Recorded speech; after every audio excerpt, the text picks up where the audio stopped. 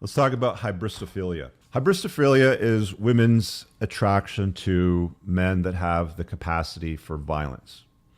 Um, this only exists in women, by the way. I always get challenged on this when I bring it up on a ladies' night podcast. We're doing those Monday nights at 8 o'clock with Moff. Oh, but men are like that too. No, they're not. Men are not like that at all. There's loads and loads of nerds that are in jail. We can take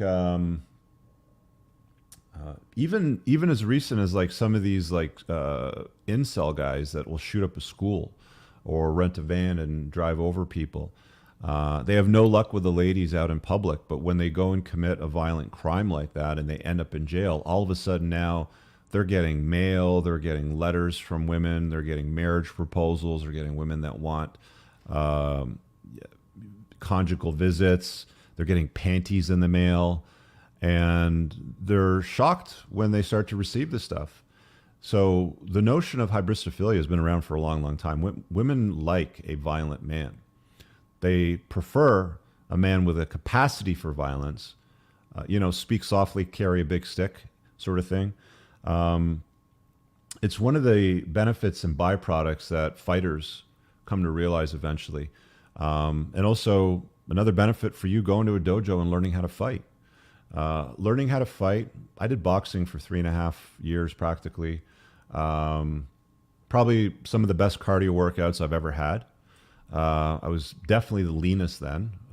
I mean, you can go look at my Instagram. There's some photographs there, with a dues paid sort of story playlist, because my trainer used to take a photograph at the end of each workout.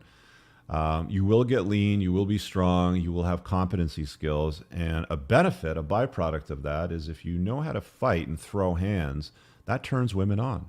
You having the ability to defend her and the family and be violent is exceptionally attractive. I encourage all men.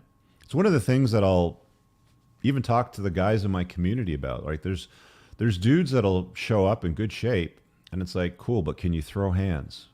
Well, no, I've never fought before. Nobody's ever bothered me because I'm a big guy.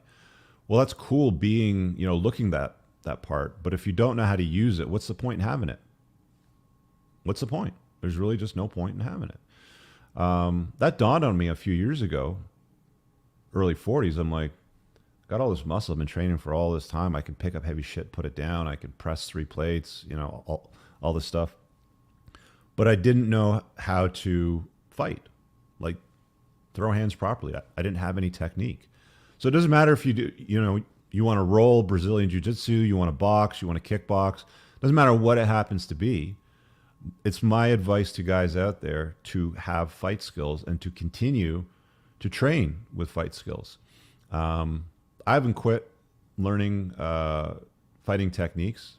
I got real good at boxing. I had a fight. I won it. Guy was younger than me, taller than me, and heavier than me. I talk about it in my book, in the updated version, in the second edition.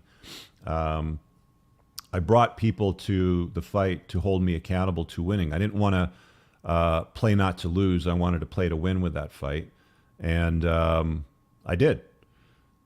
It's attractive. Learn how to fight. It's a great workout. It's a useful skill. If the shit ever hits the fan, you can use it.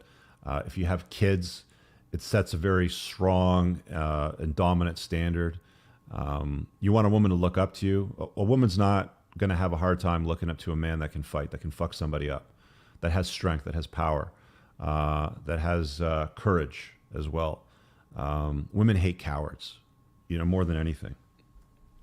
So we've talked about hybristophilia.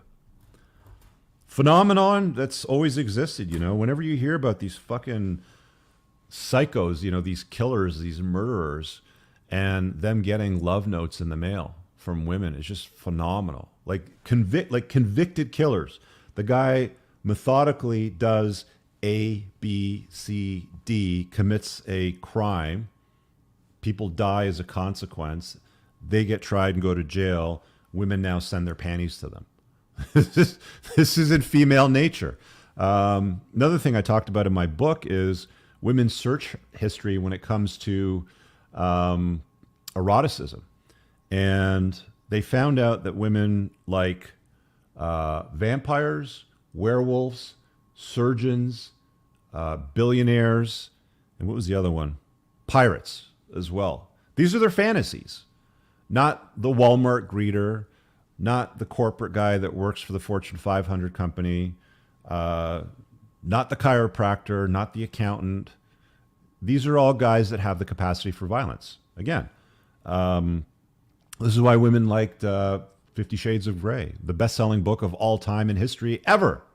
It's a book about a guy that has a dominant lifestyle that he enforces on a submissive woman with all these random fucking toys and shit along the way. We're not going to get into those details because you guys know exactly what I'm talking about. I really hope you guys enjoyed that clip. If you want to watch the full-length podcast, you can find that over here, that clip's from. If you're newer to the channel, make sure you hit subscribe over here. And pinned down below in the top comment, you'll find a bunch of useful links to my website, my supplement line, books, and a bunch of other stuff. Have an amazing day. Peace out.